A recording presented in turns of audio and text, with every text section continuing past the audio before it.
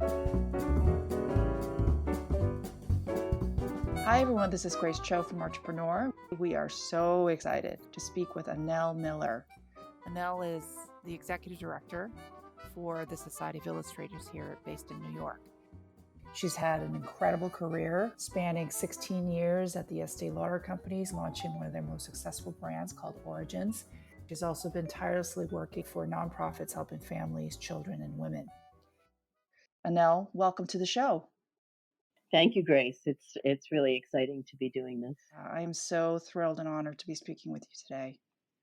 In your early years, you studied fashion illustration in high school and art school. What drew you to fashion illustration? It was really the way I grew up. My dad was in the shoe business, having a younger sister and three women in the family. We were very much into shoes and fashion, and my mom was quite a fashionable lady. So I think I was just always drawn to fashion in that way. I worked at Henry Bendel selling shoes even before I was probably even allowed to work. But of course, with the connection with my dad, he was able to make that happen for me. Unbelievable. Did you always want to be an artist or a creative? I was always a very creative young person, and my parents encouraged me to take private art lessons and then really encouraged me to apply to the High School of Art and Design and helped me do that. How did you end up at Estée Lauder? That's an interesting little path as well. After graduating from Parsons, actually my final year at Parsons, you had to do an internship at a company, and I was placed at J.C. Penney.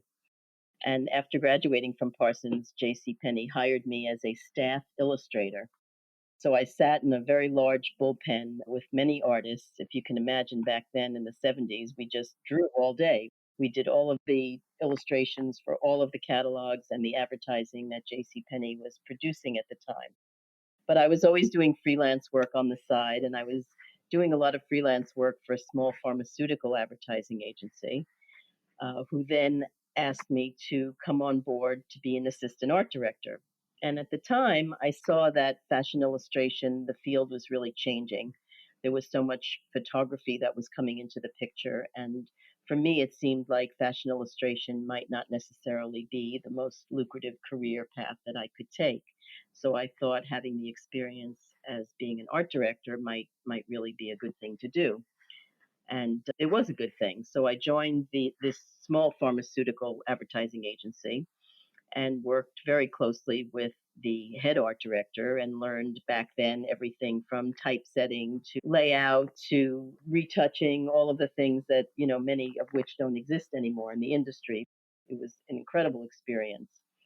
At the time, a very good friend of mine who we went to both to high school and Parsons together was working up at Estee Lauder, and she called me one day to tell me that the head art director for Aramis was looking for an assistant, and she thought that I should come in and talk to him and see what the possibilities were. So that's sort of how it happened. I went in and spoke to him, and he was a lovely, lovely man who had been at the Estee Lauder Companies for many years and was looking for a young person to come in and really do a lot of the work and maybe not get as much credit for it as possible in the beginning. But I was determined to make my mark there. I started in 1978 as the assistant art director for Aramis, and then over the years just got promoted and moved up the ranks, and finally I was asked to join a team that was creating Origins, and that was led by William Lauder, and it was an extraordinary experience. It is an incredible career to start so young and so early and really work your way up to such a senior position. What skills in those early days at Estee Lauder really marked the difference in terms of success? I think that there's a couple of things when you're working in a corporate environment. Number one, you have to be a team player. You have to learn how to really get along with all levels of management and really find mentors in a company like that, which I did. I found amazing, amazing women who really were able to mentor me and teach me a lot about the business and about managing people. One of the takeaways for me from Estee Lauder was learning how to be a good manager of people. What was it like to create that brand and actually bring it to market? That was incredible. And, as I tell students when I speak, whether it's high school or college level, you can't always predict what your career is going to be like. There was no way that I ever thought sitting in high school or even at Parsons, like, oh, one day I'm going to help create a cosmetics company. I mean, that's not anything that you plan for. That's the kind of thing that just happens, and you have to take advantage of it when it does. And it was an amazing experience. I worked with extraordinary people in every category of business: public relations, marketing, advertising, product development. It was just a remarkable experience. Sounds like a fantasy job to me. You mentioned mentorship as an important factor. How did you learn about the business side of things?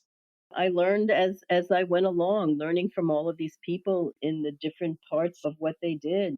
I learned about marketing, and the person who was head of marketing for Origins is still a very good friend of mine. I learned about finance from someone who still is a very good friend of mine. So I built these lasting friendships along the way as well, which is really pretty remarkable and so satisfying. So I learned. I did everything I possibly could from these extraordinary professionals. And even though I was the creative person, I was able to give my input and sit in strategy meetings and really be able to contribute on a very high level. Fortunately, I am one of those people that does feel confident about what I do, not arrogant, but just confident, which is, very different. So I think that that really helps. And what about the management responsibilities? It's one thing to be an individual contributor, but it's another thing to actually lead people. How did that skill develop and blossom?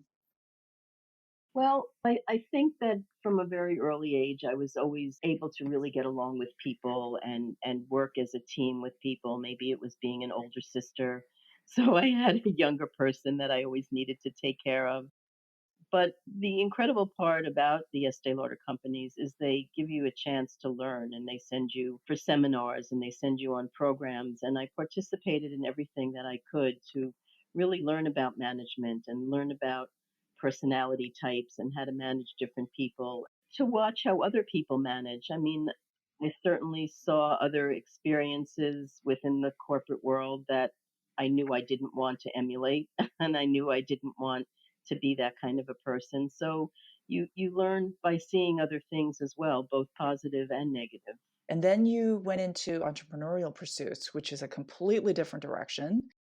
My food business was created at the exact same time that I launched the Origins brand.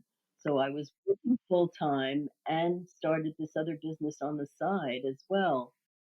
I guess I've just always felt that one needs to be doing more than one thing at a time. The ultimate in multitasking. But I created the food business in 1990 as well, and that was really a pretty interesting endeavor. I worked in that business with my sister. We built that for several years until it really became probably too much for both of us, because we still both of us were working in full-time jobs. It takes a lot of courage to start a business, and I would love to hear more about how you made that decision to go for it. Again, I think it has to do with confidence and not having any fear. If you don't try things, you don't succeed. You also don't have a chance to fail, is part of what helps you succeed. It really was just something that I wasn't afraid to do, and I saw an opportunity and I thought I could do this. And it was incredible. It was really fun, and my sister and I worked together, and we worked really hard because I was working, as I said, full time all day. I would come home and I would cook, and we rented a commercial kitchen in Brooklyn. And on weekends, we would go to the commercial kitchen and do all of our cooking and get all of our orders organized for distribution. So it just grew. And then, amongst all of this, your constant commitment to giving back, it's been a big part of your life. That has always been important to me, giving back. And I think that definitely comes from my parents. My mom was a person who did so much for so many. And I think I just saw that growing up.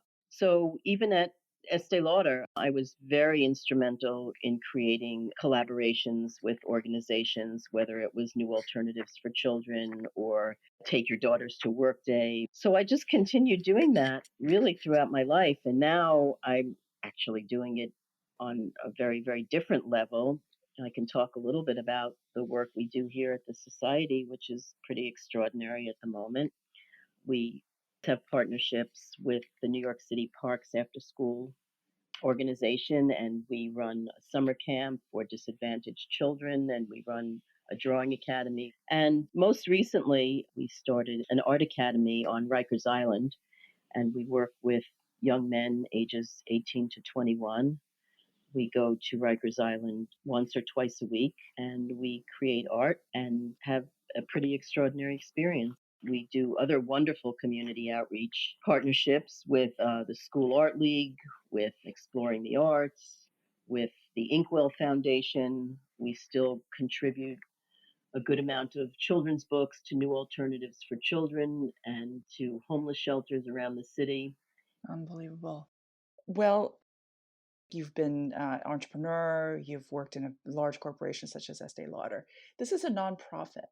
So, are there any significant differences in the way that you operate on a daily basis? My biggest challenge is fundraising, which you don't feel in a large corporation at all. You have to make numbers and you have to show profit and loss, but you personally are not in charge of going out there and trying to raise money. So, when it comes to the business of art, that's not an area that some visual artists feel like it's their strength. They need to learn more about that. So, as a result, you're teaching business of art at FIT. Yes, I teach in the MFA program in illustration, and I've been doing that now for almost 9 years. And I teach a segment of the business class.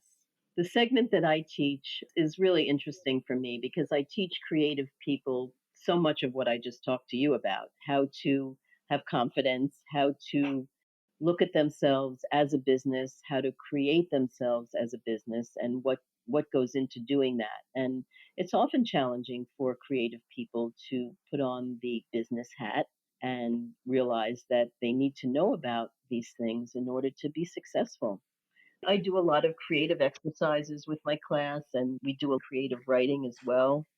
And I work with them on their resumes and their bios and their artist statements, really trying to just bring a level of professionalism to the creative side of what they're doing. Yes, that's a big lesson here. What are your thoughts on the advent of technology? How has it impacted this profession of illustration? It's changed the profession tremendously, but I think the bottom line that I always say is that the basis of incredible illustration is good drawing. So whether you're going to draw traditionally or whether you're going to use technology and be a digital artist, you really need to know how to draw. Digital is a tool, as is the charcoal pencil or the oil paints or anything else like that.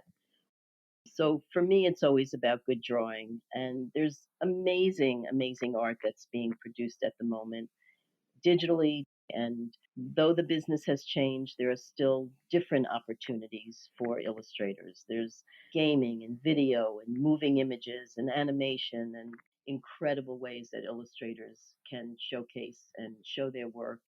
What do you think are the most important skills to master in order to succeed? You need to be a really nice person. You need to make friends, you need to network, you can't burn bridges. You need to be a good person so that people want to work with you. I think that's so important. And with that, thank you so much, Anelle Miller. Thank you, Grace. This is Grace Cho for Entrepreneur. It's been the Creative Careers Podcast. Thank you for listening. Please subscribe to our podcast on iTunes, Spotify, and Google. Until the next time, bye-bye.